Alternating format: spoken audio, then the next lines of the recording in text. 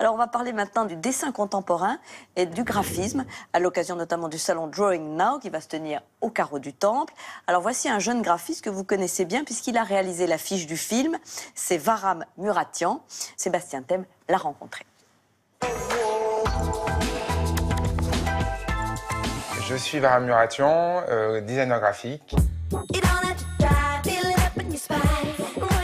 L'idée, elle est venue par une évidence que il y avait constamment, au fil de l'histoire, un pont entre les deux villes par rapport à comment les deux se nourrissent l'une de l'autre. Dans la façon dont je l'ai traité, c'était toujours très positif. Je n'ai pas parlé de la misère, je n'ai pas parlé de ce qui pouvait être l'obsession de l'argent là-bas, ou ici d'être dans le côté parfois un peu crade de Paris. Je l'ai terminé il y a un moment, le match de Paris versus New York, mais je préférais l'époque où je l'ai commencé, où c'était beaucoup plus positif, où c'était plus les années Obama.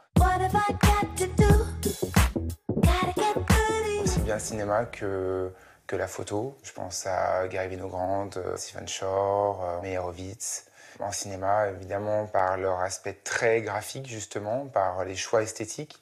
Je pense bien sûr David Lynch, Wes Anderson récemment, mais aussi tous les films des années 60-70, les Demi, les Godard.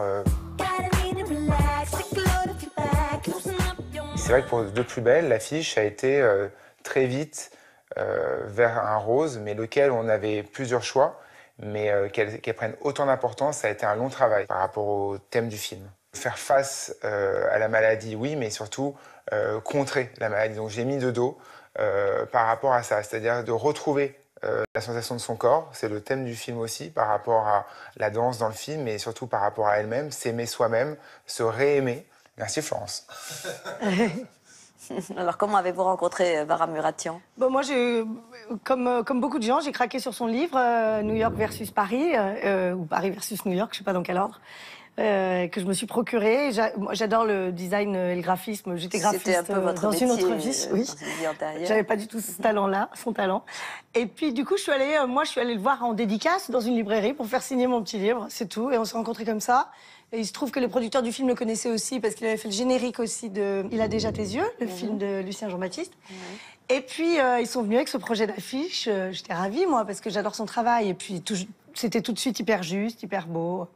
Il a besoin de rien. J'adore ça, le minimalisme. C'est ce que vous aimez, en fait. ce trait très ouais, simple. j'aime bien. Ouais. Enfin, lui, il le maîtrise très, très bien. C'est sublime. Et puis, c'est très touchant aussi, ce qu'il fait, Varam. C'est assez audacieux de faire une affiche de film aussi stylisée. Ouais. Et puis sans nos photos. Sans les photos de Florence. Il y a plein de gens qui ont dit aux producteurs, vous êtes cons, vous n'avez pas mis Forestier en gros plan. Mais c'est ça que j'aime chez eux, c'est qu'ils sont audacieux et ils aiment la beauté avant tout. Et puis ils ont aimé que l'affiche ressemble au film, c'est-à-dire que ce soit délicat, pudique, et l'affiche lui ressemble beaucoup. Est-ce que vous dessinez encore quelquefois? Pas du tout. Puis en plus, je dessinais pas. Moi, je faisais juste, j'ai fait les premières pages HTML au tout début d'Internet. Je vous parle de ça au siècle dernier. Donc, quand je faisais clignoter un titre, j'étais contente.